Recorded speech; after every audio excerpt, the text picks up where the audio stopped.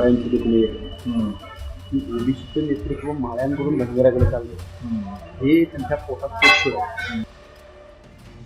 Laxman हाकेंच्या social मीडियावर viral झालेल्या याच वक्तव्यावरून ओबीसी आंदोलनात फूट पडल्याचं चित्र आहे. ओबीसी आंदोलनाच्या नेतृत्वावर बोलताना हाकेंनी माळी समाजाला टार्गेट केलंय. त्यावरून आता ओबीसी समाजात दुखळी निर्माण झाली. काय माळ्यांची दुखणी ओबीसीचं नेतृत्व माळ्यांकडून धनगराकडे चाललं हे त्यांच्या पोटात पोचतं. दुसराची पोरं दोन काय ती कामाची नाही ती बाकी कुठला कार्यकर्ता दुसऱ्याने वर दिला नाही तर येऊ दिला नाही. मग आता काय करायचं. ज्या माळी समाजातील लोकांनी नवनाथ वाघमारेच्या अगोदर लक्ष्मण हाकेंचा सत्कार केला, लक्ष्मण हाकेंना यथोचित सन्मान केला, त्या लक्ष्मण हाकेच्या तोडून असे जर वक्तव्य निघत असतील तर खरंच अतिशय दुर्दैव मानावं लागेल. छगनरावजी भुजबळ साहेब यांनी ओबीसीचं काम केले म्हणून त्यांच्याकडे ओबीसीचा मशिया म्हणून पाहिलं जातं. आणि जर तुम्हाला आज भुजबळांची जागा जर घ्यावं वाटत असेल तर ही दुर्दैव आहे ना. तुम्ही कुठेतरी उलटं सुलटं बोलून ही जागा कोणाला घेता येणार नाही. माळी समाजावरील वक्तव्यामुळे निर्माण झालेल्या वादानंतर लक्ष्मण हाकेंनी फोन करून आपली बाजू मांडल्याची माहिती मंत्री छगन भुजबळांनी दिली. असं की सकाळीच त्यांचे 2-3 वेळा फोन आले होते आणि मग नंतर मी त्यांच्याशी बोललो मोकळा झाल्यानंतर.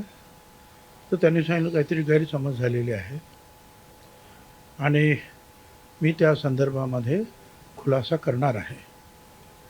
आणि मी सांगितलं सगळ्यांना की यावर कुणी आता कॉमेंट करायची नाही. आपल्या वक्तव्यानंतर वाद उफाळून आल्यानं लक्ष्मण हाकेंनी सारवासारव केली. एवढंच नव्हे तर खोडसाळपणे व्हिडिओतून ओबीसी विरोधात षडयंत्र आखलं जात असल्याचा आरोप हाकेंनी केला. हा व्हिडिओ ओबीसीमध्ये फूट पाडणं, 2 प्रमुख जातींमध्ये फूट पडली तर ओबीसीची चळवळ डॅमेज होईल असा हा षडयंत्राचा भाग आहे. माझ्या ओबीसी बांधवांना माझी कळकळीची विनंती आहे, असे प्रयोग इथून पुढच्या कालावधीत होत राहणार आहेत. मागं झालेले आहेत. गाडी फोडण्याचा प्रयोग झालेला आहे, मारहाण करण्याचा प्रयोग झालेला आहे, हल्ला करून झालेला आहे आणि या गोष्टी होत राहणार आहेत. राज्यात मनोज जरांगेंनी मराठा समाजाला ओबीसीतून आरक्षणाची मागणी केली. त्यानंतर ओबीसीतून मराठा आरक्षणाला ब्रेक लावण्यासाठी लक्ष्मण हाके ओबीसीचा चेहरा म्हणून पुढे आले. त्यांनी राज्यभर दौरे करून ओबीसी आंदोलनाची भूमिका मांडली. आता मनोज जरांगे ओबीसीतून मराठा आरक्षण मिळावं म्हणून सरकारची नाकेबंदी करण्यासाठी 28 ऑगस्ट नंतर मुंबईत दाखल होणार आहे. त्याच पार्श्वभूमीवर लक्ष्मण हाके जरांगेंविरोधात आक्रमक झाले. आता हाकेंच्या माळी समाजाविरोधातील वक्तव्यामुळे ओबीसी आंदोलनात फूट पडणार की हाकेंच्या वक्तव्याकडे दुर्लक्ष करून ओबीसी समाज आरक्षण वाचवण्यासाठी एकीची वज्रमूठ आवळणार याचीच उत्सुकता आहे. ब्युरो रिपोर्ट, साम टीव्ही न्यूज. आता isakal.com आहे देशातील नंबर 1 ची मराठी न्यूज वेबसाईट.